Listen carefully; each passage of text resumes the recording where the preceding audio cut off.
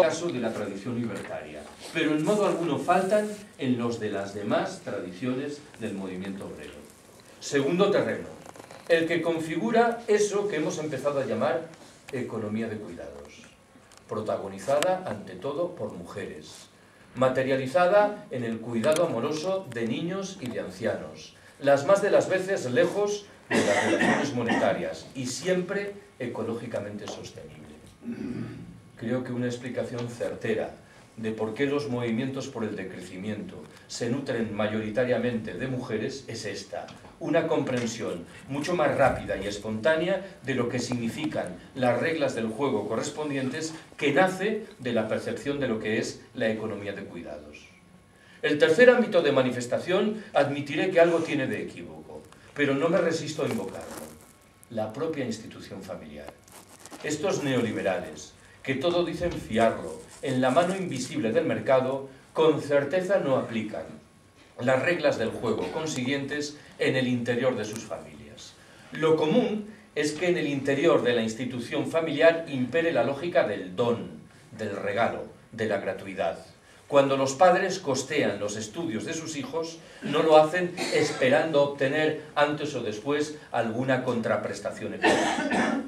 Invoco un cuarto y último terreno de manifestación de esos principios y valores, el que configuran muchos de los elementos de sabiduría popular de nuestros campesinos más viejos y muchas de las prácticas cotidianas de esos habitantes de los países del sur que nos empeñamos en describir como primitivos y atrasados. Creo que nada mejor retrata esto que una anécdota. La historia está ambientada en una región perdida de la Amazonia brasileña. Unos misioneros se adentran en esa región y se encuentran con unos indios que se dedican a cortar leña con instrumentos extremadamente primitivos. Los misioneros deciden hacer un esfuerzo y regalan a los indios unos cuchillos de acero inoxidable de fabricación norteamericana. Un par de años después, los misioneros regresan a esa región, se topan de nuevo con los indios y uno de los misioneros pregunta: ¿y los cuchillos qué tal? Uno de los indios responde inmediatamente: muy bien, tardamos ahora 10 veces menos tiempo que antes en cortar la leña. Estupendo, tercia el misionero.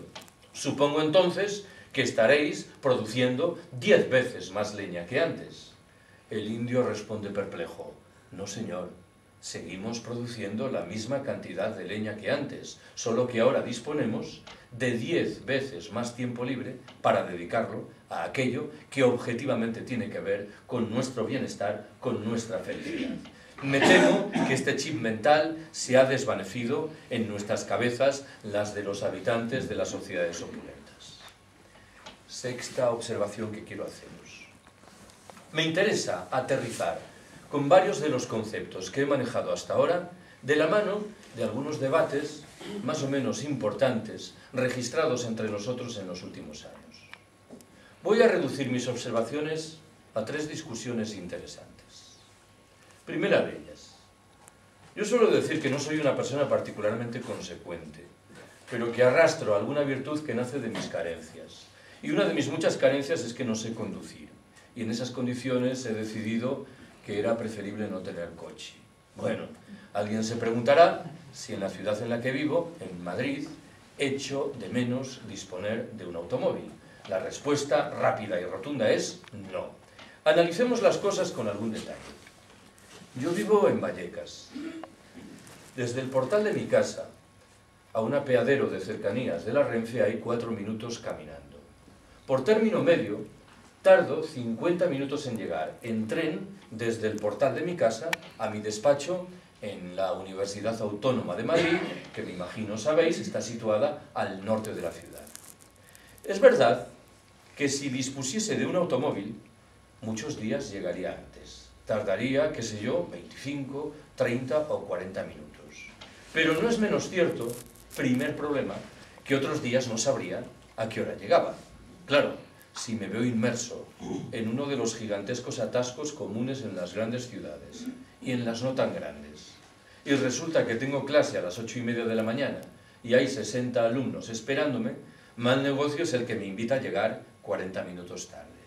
Segundo argumento de peso: Creo que no preciso justificar que en términos medioambientales el transporte público en general y el tren en particular es claramente preferible al empleo del automóvil privado, tanto más cuanto que este último, como sabéis, suele ir ocupado por una única persona. Tercer dato de relieve. El tren me resulta visiblemente más barato. La literatura sobre decrecimiento está llena de exhortaciones dirigidas a las personas que disponen de un coche para que calculen cuál es el número de las horas que trabajan que precisan para mantener el automóvil. Mantener el automóvil significa comprarlo, pagar los impuestos, las reparaciones, las averías, los seguros, la gasolina. ¿Cuántas horas de libertad efectiva dispensa el coche y cuántas horas de trabajo esclavo previo son precisas para mantenerlo? En cuarto término, yo en el tren puedo ir leyendo, algo que hasta donde llega mi conocimiento no debe hacer quien va conduciendo un automóvil. Invoco una quinta y última ventaja. Por fortuna, la estación de la Renfe de mi universidad se encuentra a 12 minutos caminando del lugar donde yo tengo que dar mis clases, con lo cual, lo quiera o no, todos los días asumo un ejercicio físico elemental que no desplegaría en caso de disponer de un automóvil. No me malinterpretéis. No estoy desplegando un discurso hiperfundamentalista contra el coche. Sé de sobra que hay personas que viven en determinados lugares o que tienen determinados trabajos de tal suerte que es prácticamente insorteable el concurso del automóvil. Sospecho que no es esta, sin embargo, la condición abrumadoramente mayoritaria de nuestros compañeros. Segundo debate de interés. Cuantas veces tengo la oportunidad, subrayo que, a mi entender, nada retrata mejor las miserias económicas, sociales y ecológicas de una sociedad como la nuestra que la alta velocidad ferroviaria. Permitidme de nuevo que formule varias observaciones al respecto. Primera, el destrozo medioambiental provocado por la construcción de las líneas correspondientes, nunca contabilizado en los cálculos de coste y beneficio.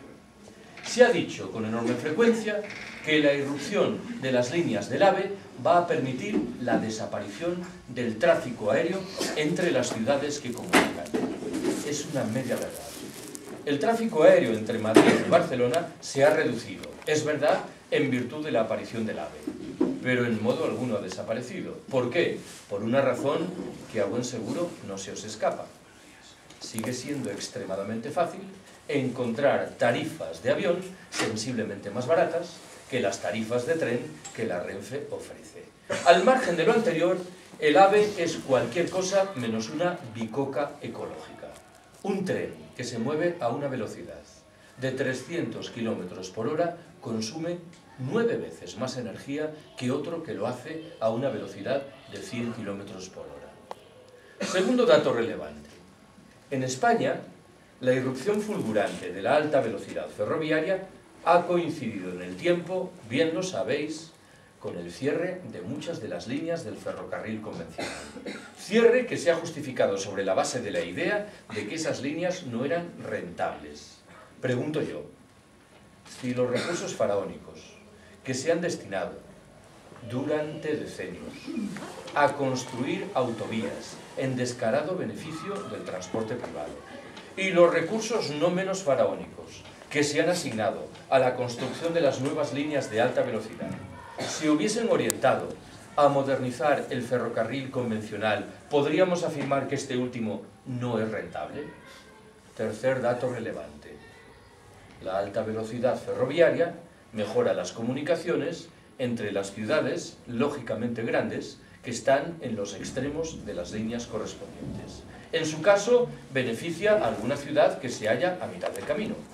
Zaragoza, en la línea del AVE, Madrid-Barcelona. Córdoba, en el AVE, Madrid-Sevilla. Todo eso a costa de perjudicar manifiestamente a todos los demás en virtud de un proyecto de estricta desertización ferroviaria. Yo soy gallego. A mí me gustaría poder contaros que en Galicia hay un lejano proyecto de construcción de una línea de alta velocidad que debe comunicar a Coruña y Vigo. No es un lejano proyecto. Las obras están muy avanzadas y la inauguración se anuncia para el año entrante. Entre A Coruña y Vigo hay 150 kilómetros de distancia.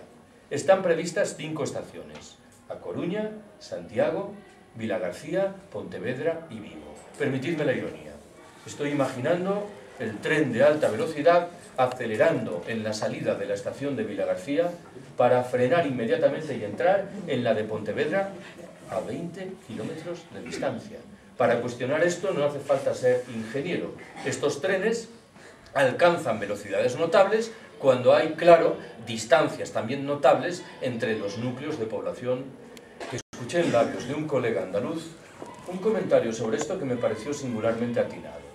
Dijo: la alta velocidad ferroviaria es un ejemplo de libro, de cómo los integrantes de las clases populares celebran con alegría que con los impuestos que pagan se construyan líneas de alta velocidad que van a ser utilizadas en exclusiva por los integrantes de las clases pudientes.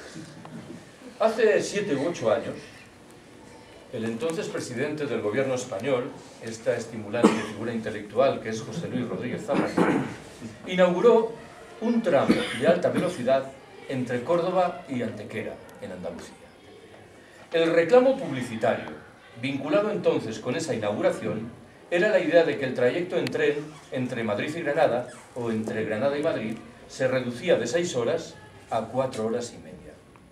Un par de días después de la inauguración apareció en un diario madrileño una carta de un granadino que confesaba haber realizado el experimento y certificaba que era verdad. Había ahorrado 1 hora y media en su viaje a Madrid y otra hora y media en el retorno a Granada. Ahora bien, cada una de esas 3 horas ahorradas le costaba 18 euros más, un total de 54 euros adicionales. Y eso que no podíamos hablar entonces, ni podemos hablar ahora, de un AVE Madrid-Granada. El tren que comunica las dos ciudades sigue siendo un tren convencional que discurre, eso sí, en buena parte de su trayecto por la vía de alta velocidad. Cuando exista un AVE Madrid-Granada, las tarifas serán aún más caras. El granadino en cuestión, que era un decrecentista sin saberlo, confesaba preferir el viejo tren, que le permitía leer 1 hora y media más por viaje y que le permitía, no nos engañemos, ahorrarse 54 euros que no precisamente le sobraban. Hace bastante menos tiempo, en el otoño del 2010, esta otra estimulante figura intelectual, que es el exministro de Fomento, el señor José Blanco, convocó una rueda de prensa para promocionar la nueva línea de alta velocidad que debía comunicar, ya lo hace, Madrid y Valencia. En el transcurso de esa rueda de prensa, echó mano de una estimación estadística demoledora. Lo sería al menos si entre nosotros hubiese periodistas con un mínimo de sentido crítico. Dijo: la nueva línea de alta velocidad que debe comunicar Madrid y Valencia va a permitir que se reduzca en un 55% el tráfico aéreo entre esas dos ciudades, en un 25% el tráfico en automóvil y en un 5% el tráfico en autobús. Retraduzco el significado inevitable de estas cifras. Hemos invertido miles de millones de euros en construir una nueva infraestructura ferroviaria pública para permitir que la mitad de los ricos que se desplazaban en avión entre Madrid y Valencia cambien al tren, mientras la abrumadora mayoría de los pobres que se movían en autobús van a seguir moviéndose en autobús. Esto que os cuento conduce a formular una pregunta que puede parecer tontorrona, pero que creo da en el clavo de la cuestión. ¿Quién precisa llegar de Madrid a Valencia en 1 hora y 35 minutos? ¿Quién tiene tantas urgencias? Respondo: los ejecutivos de las grandes empresas. Estamos trazando un sistema de transporte público ferroviario sobre la base de los intereses singularísimos de una escueta y asquerosa minoría de la población. Mientras las posibilidades de transporte al alcance de la mayoría de los ciudadanos se deterioran. Ojo con esto. Alguien podría razonar diciendo: bueno, emerge una nueva oferta de alta velocidad, pero no se tocan los servicios hasta entonces al alcance de los ciudadanos. Es literalmente imposible viajar hoy de Madrid a Barcelona en tren sin pagar las cifras astronómicas que reclama el AVE. Algo que implica un deterioro visible de las posibilidades de transporte al alcance del ciudadano común. Rescato un tercer y último debate. He contado muchas veces que un compañero de departamento, desgraciadamente fallecido 3 años atrás, repetía incansable que era firme partidario de la abolición plena de la pena de muerte, excepto en el caso de los arquitectos. Bueno, yo me tomo la licencia de sustituir a los arquitectos por los tertulianos de las radios y de las televisiones. ¿Para cuándo una campaña del movimiento del 15 de mayo de denuncia de lo que significan los tertulianos de radios y de televisiones? Todos, por cierto, también los de la idolatrada cadena SER. La figura es intrínsecamente perversa, la del todólogo, que inicia sus intervenciones diciendo: yo la verdad sobre esto no sé nada, para a continuación explicarte esto y demostrar que en efecto no sabía absolutamente nada. Hace un par de años, contemplando una tertulia de televisión, observé atónito como uno de los tertulianos aluso, persona de argumentos siempre vaporosos y siempre serviles con los poderosos, aquel día parecía sembrado, no estoy ironizando. Realizó una reflexión, a mi entender, extremadamente lúcida y puntillosa sobre el delicado panorama energético que se nos echa encima en virtud del encarecimiento inevitable de los precios del petróleo y del gas natural. Cuando remató su intervención, comprendí lo que ocurría. Ese análisis tan lúcido y puntilloso obedecía al propósito expreso de subrayar que existía, pese a todo, una tabla de salvación. Ya podéis intuir cuál es: la energía nuclear. Este buen señor había comido la víspera con uno de los responsables de prensa de una de las industrias del sector atómico, que le había explicado qué es lo que debía argumentar para justificar la conclusión de que la única salvación llegaba de la mano de la energía nuclear. Conviene que a estas alturas no nos dejemos engañar. Los pronósticos sugieren que hay en el planeta uranio para 50 años. Ahora bien, quienes quieren convertir la energía nuclear en nuestra tabla mágica de salvación señalan que hay que multiplicar al menos por 3 el número de centrales atómicas hoy existente. El cálculo aritmético es muy sencillo. Tendremos entonces uranio para 15 o 20 años. Nadie sabe qué hacer con los residuos generados por las centrales, que configuran un legado dramático más para las generaciones venideras. La construcción de esas centrales, de los edificios, es muy gravosa en términos de cambio climático. La energía que producen resulta universalmente cara y reclama las más de las veces de subvenciones públicas. Por no hablar, en fin, de las condiciones de seguridad de las centrales. Debate aireado, bien lo sabéis, al calor de lo que ocurrió hace casi un año en Japón. El año pasado, contemplando una entrevista que Iñaki Gabilondo le realizaba a esta tercera estimulante figura intelectual, que es el expresidente del gobierno español, Felipe González, en un momento determinado se le formuló a este una pregunta relativa a lo que tenemos ahora entre manos: el delicado panorama energético que se nos echa encima. González respondió que para hacer frente al problema correspondiente era menester asumir 3 grandes medidas. Primera, desplegar energías limpias y renovables. Segunda, diversificar las fuentes de suministro. Tercera y última, cito de manera literal, reabrir mesuradamente el debate relativo a la energía nuclear. No me interesa en este caso glosar lo que González dijo, sino llamaros la atención sobre aquello que llamativamente no dijo. ¿Y qué fue lo que no dijo? Que teníamos que reducir los niveles de consumo, cuando parece que esta es la respuesta más inmediata y razonable en un escenario de escasez. Si alguien es tan ingenuo como para preguntarse por qué González no dijo lo principal que tenía que decir, responderé rápidamente que cobra, y bien, desde hace mucho tiempo, de poderosas empresas del sector eléctrico. Para hacer frente al delicado panorama energético que se nos echa encima, tenemos que arbitrar 2 grandes medidas.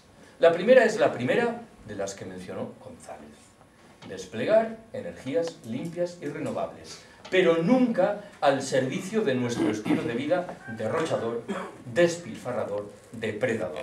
Entre otras razones por una, no dan para eso. La segunda de las medidas pasa inexorablemente por reducir nuestros niveles de consumo energético, algo que está razonablemente a nuestro alcance. Séptima y última observación que quiero hacer. Desde hace bastante tiempo, cuando hablo de decrecimiento, invito a las personas que me escuchan a prestar atención a dos grandes procesos que están cobrando cuerpo en nuestras sociedades. El primero tiene un carácter saludable, un renacimiento de los movimientos de contestación y de emancipación. El principal reflejo de esto último entre nosotros en los últimos tiempos es el movimiento del 15 de mayo. Una propuesta como la del decrecimiento, formulada 6 o 7 años atrás, hubiese suscitado, en el mejor de los casos, alguna suerte de simpatía conmiserativa. Hoy, cada vez hay más personas que empiezan a escuchar este tipo de discursos críticos. ¿Por qué? Bueno, lo explico de la mano de un dato casi personal. Hace 4 meses recibí un correo de una editorial de Atenas, en Grecia, por el que me pedían autorización para traducir al griego uno de los libros que he traído al final. Y el argumento del que echaban mano era muy llamativo. Decían escuetamente: aquí en Grecia lo hemos probado ya todo y hemos comprobado que todo es una mierda. No nos va a quedar más remedio que empezar a escarbar en horizontes visiblemente diferentes de los que defienden los circuitos de la política y de la economía oficial. El escenario correspondiente es suficientemente delicado. ¿Por qué? Porque nos hemos adentrado en un momento histórico extremadamente singular. Cada vez estoy más firmemente convencido de que el capitalismo ha entrado en una fase de corrosión terminal irreversible. Ya sé que hay quien responderá inmediatamente: hemos escuchado ese diagnóstico muchas veces y ha demostrado ser equivocado. El capitalismo es un sistema que históricamente ha demostrado una formidable capacidad de adaptación a los retos más dispares. La gran discusión hoy, a mi entender, es la relativa a si no está perdiendo dramáticamente los mecanismos de freno que en el pasado le permitieron salvar la cara. Si llevado de un impulso, al parecer incontenible, y encaminado a acumular espectaculares beneficios en un periodo de tiempo muy breve, no está acabando su propia tumba, con el agravante claro de que dentro de la tumba estamos nosotros y puede desmoronarse encima de nosotros. ¿Cuál es el segundo proceso al que hay que prestar atención? Hace 7 u 8 años se tradujo al castellano un libro de un periodista alemán llamado Karl Ameri. El libro se titula Auschwitz comienza el siglo XXI, entre signos de interrogación. La tesis principal que maneja Ameri en esa obra subraya que estaríamos muy equivocados si concluyésemos que las políticas que abrazaron los nazis alemanes 80 años atrás remiten a un momento histórico coyuntural, singularísimo y por ello afortunadamente irrepetible. Ameri señala, antes bien, que debemos examinar en detalle el contenido preciso de esas políticas. ¿Por qué? Porque bien pueden reaparecer en los años venideros, no defendidas ahora por ultramarginales grupos neonazis, sino apoyadas por algunos de los principales centros de poder político y económico, cada vez más conscientes de la escasez general que se avecina y cada vez más firmemente decididos a respaldar fórmulas de darwinismo social militarizado, que permitan dejar en unas pocas manos esos recursos escasos. Creo yo que buena parte de las políticas que defendió el anterior presidente norteamericano y que infelizmente ha heredado sin modificarlas el actual, beben de un proyecto de esta naturaleza. Creo yo también que muchas de las medidas que la Unión Europea aplica a los inmigrantes pobres que llegan a nuestras costas y aeropuertos hunden sus raíces también en un proyecto de esta naturaleza. Pero me parece que el mejor ejemplo para retratarlo lo aporta una frase que pronunciaba una y otra vez esta cuarta estimulante figura intelectual que es el expresidente del gobierno español, José María Aznar.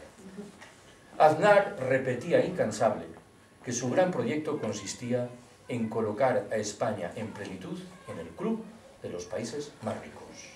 Ojo con la frasecita porque tiene más miga de lo que pudiera parecer.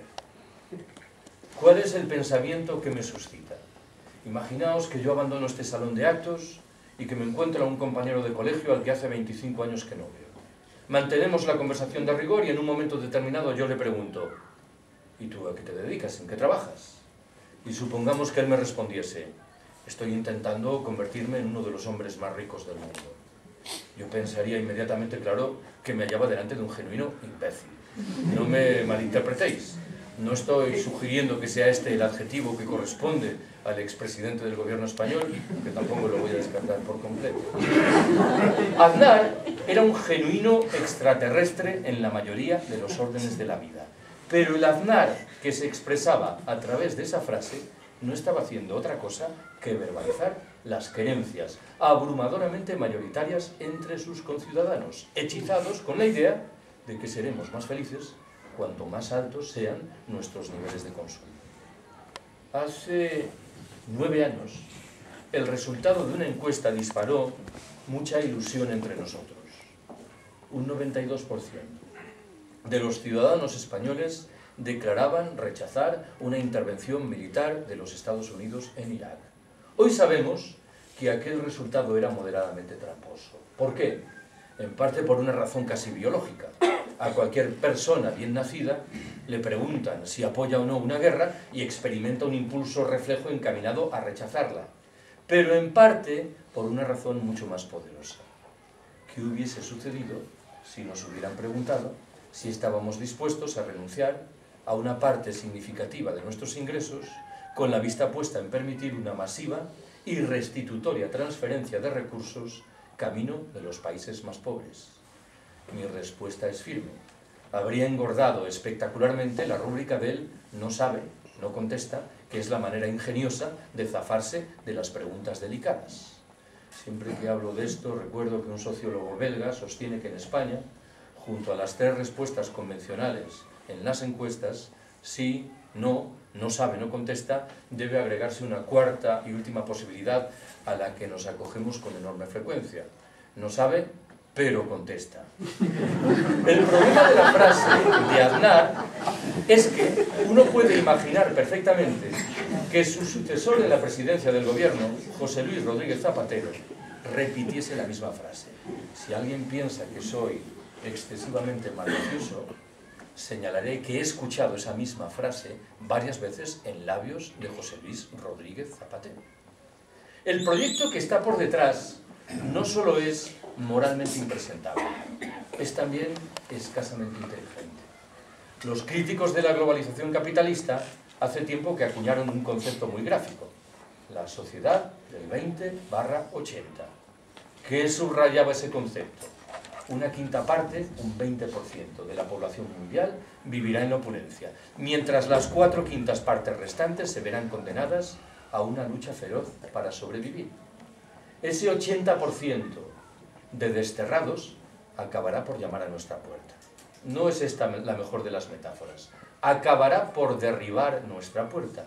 Y ya no por moralidad, sino por estricta inteligencia, parecería razonable que pusiésemos en marcha algún mecanismo que permita evitar que tal cosa suceda. Acabo. Hace 3 o 4 años me invitaron a participar en una mesa redonda en la Facultad de Ciencias de la Información de la Complutense, en Madrid. La compartí con una mujer que, por lo que me explicaron, era una de las estrellas en ascenso de televisión española, sometida, dicho sea de paso, a los dardos críticos del Partido Popular, que entendía que era una izquierdista desbocada. A esta chica le tocaba hablar de las manipulaciones en los medios de comunicación. A mí me correspondía hacerlo del decrecimiento. No eran 2 materias que tuviesen una relación muy clara entre sí.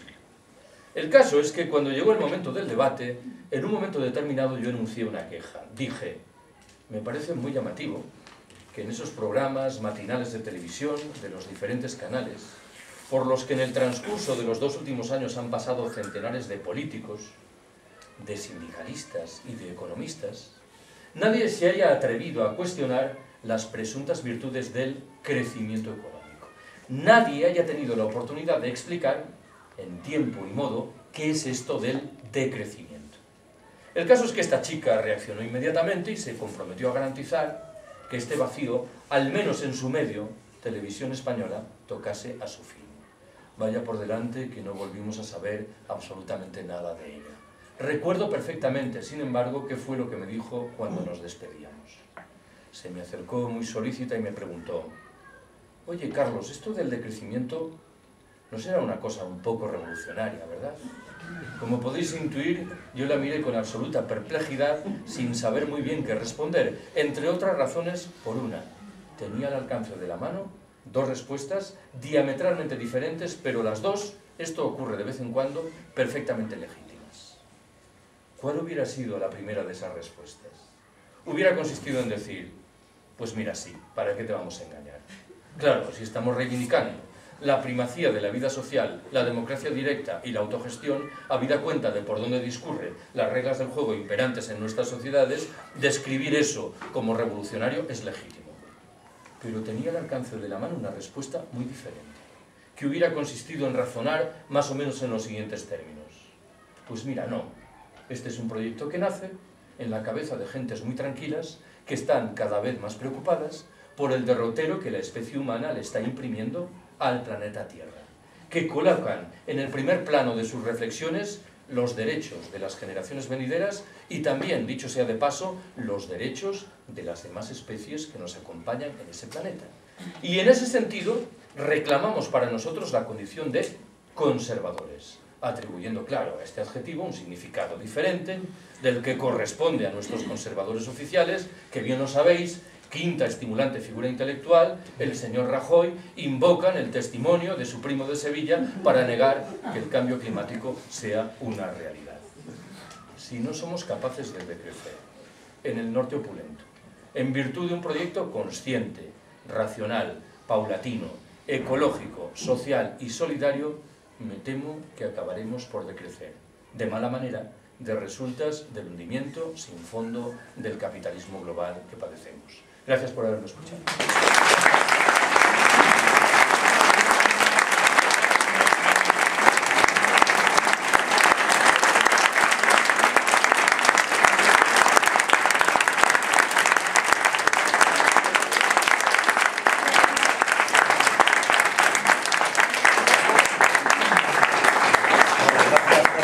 Nos ponemos hasta la 1 para hacer un debate, una mesa redonda, ¿de acuerdo? Si alguien quiere comentar algo. Por allí. Sí, ¿sabes algo que me ha llegado por ahí, estas cosas que llegan por internet, de la energía libre? Sí, pregunta tú y luego contestas, ¿no? Allí querías que... La propuesta del decrecimiento es una propuesta racional y se enfrenta al sistema capitalista de consumo que tenemos actualmente. Dado que el mundo, la sociedad de consumo es irracional en sus planteamientos y en su actuación. Creo que es una lucha de la racionalidad frente a la irracionalidad y el sentimiento. Mi pregunta es si realmente a través de la razón se puede vencer al sentimiento y a la irracionalidad.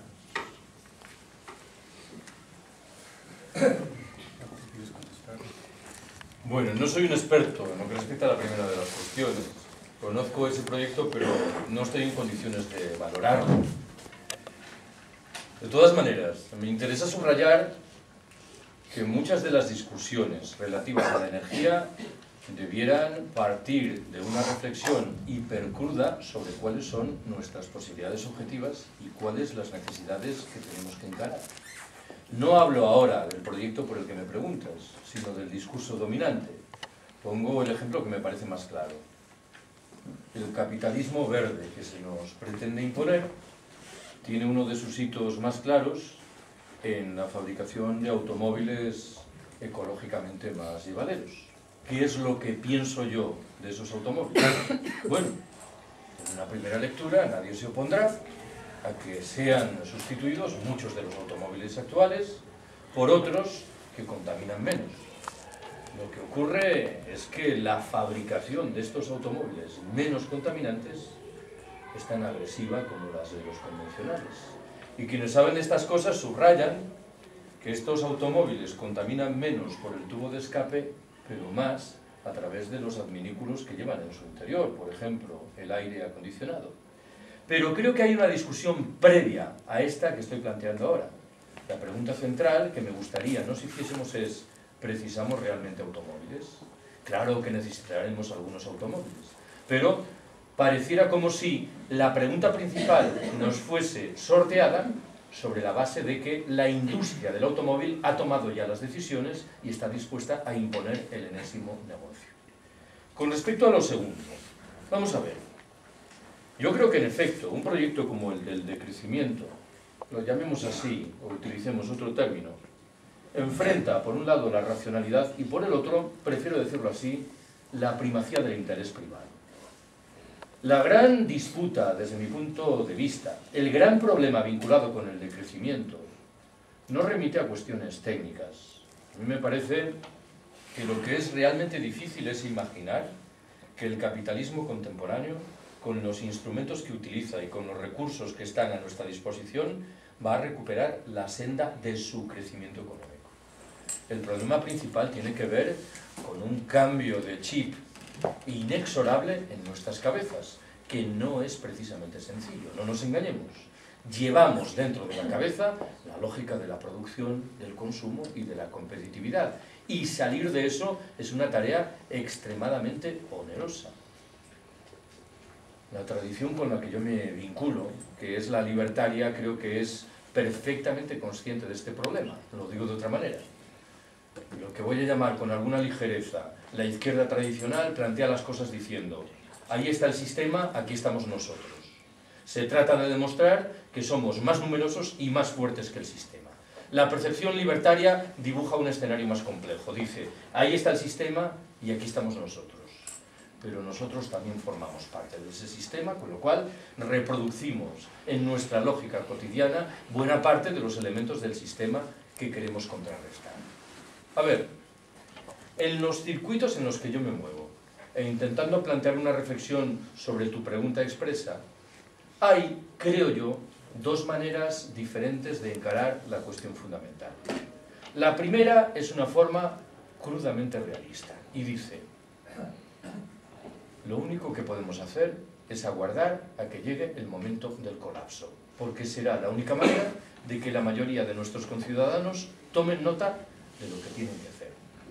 He subrayado que esta percepción es crudamente realista. Agrego ahora, es muy desalentadora. El colapso se traducirá, claro, en una multiplicación tan espectacular de los problemas que es legítimo dudar de nuestra capacidad para resolverlos. ¿Cuál es la segunda de las respuestas? Que asumo de buen grado tiene un cariz voluntarista. Tenemos que salir con urgencia del capitalismo. Digo que es voluntarista porque quienes apostamos por eso somos una reducida minoría, no nos engañemos, de la población. ¿Qué significa salir del capitalismo? Significa, antes que cualquier otra cosa, generar espacios de autonomía en los cuales procedamos a aplicar reglas del juego diferentes. Interrumpir el vigor de las reglas que el sistema quiere imponernos. Creo yo, por cierto, y acabo, que esta es una perspectiva que está claramente presente en el movimiento del 15 de mayo. A menudo teorizo la cuestión diciendo que en el movimiento en realidad hay dos posiciones de fondo.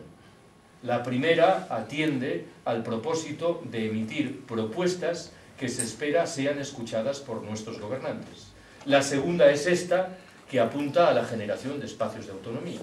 Son, claro que sí, dos percepciones distintas, pero me interesa subrayar, lo hago cuantas veces tengo la oportunidad, que tienen recorridos comunes que realizar y que probablemente pueden inspirarse mutuamente. Lo expreso de la mano de un ejemplo. Si a mí alguien me pregunta qué pienso de la solicitud de reforma de la ley electoral, responderé francamente que me entra por un oído y me sale por el otro. ¿Por qué? Porque yo no voto. No creo en las elecciones y en la dinámica correspondiente. Ahora bien, si alguien reformula la pregunta y se interroga por lo que pienso en relación con la justicia o injusticia de la ley electoral vigente, responderé rápidamente que es injusta. Y si me pides mi apoyo para solicitar una reforma de la ley electoral, lo daré, a cambio de algo. A cambio de que esas personas no nos abandonen en el esfuerzo encaminado a generar esos espacios de autonomía. ¿Por qué?